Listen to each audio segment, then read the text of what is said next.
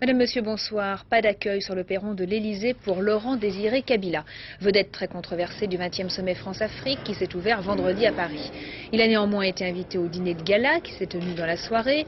Le protocole avait placé le président de la République démocratique du Congo, loin des présidents du Zimbabwe et de l'Ouganda, ses anciens alliés, aujourd'hui adversaires dans le conflit qui déchire son pays depuis près de 5 mois. 49 pays africains ont donc répondu présent à ce 20e sommet qui a pour thème majeur la sécurité, alors que le continent est déchiré par les conflits, notamment dans la région des Grands Lacs. Petite note d'optimisme à l'issue de cette première journée. Laurent Désiré Kabila, dont la présence en France est en pleine affaire Pinochet très critiquée, s'est dit prêt à rencontrer en marge du sommet ses homologues rwandais et ougandais. Gérard Grisbeck. Lorsque Jacques Chirac reçoit Kofi Annan, l'accueil est chaleureux. C'est la première fois qu'un secrétaire général des Nations Unies assiste à un sommet franco-africain. Mais lorsqu'il faut serrer la main de Laurent Désiré Kabila, cela ressemble plus à une corvée.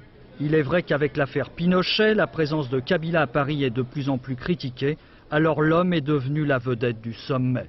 Tous ses faits et gestes sont épiés, filmés, photographiés.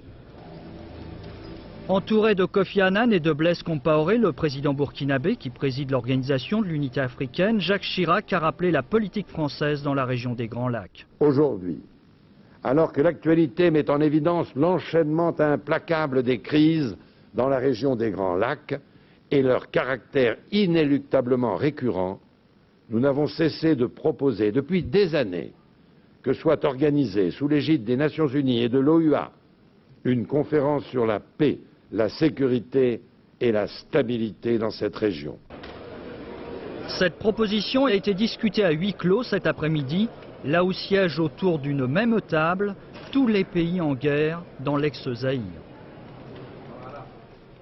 Dehors, devant la pyramide du Louvre, une autre photo de famille, organisée cette fois par Reporters sans frontières, dans 10 pays d'Afrique, dont la Tunisie, le Cameroun, le Togo, la République démocratique du Congo, des journalistes sont en prison ou sont assassinés.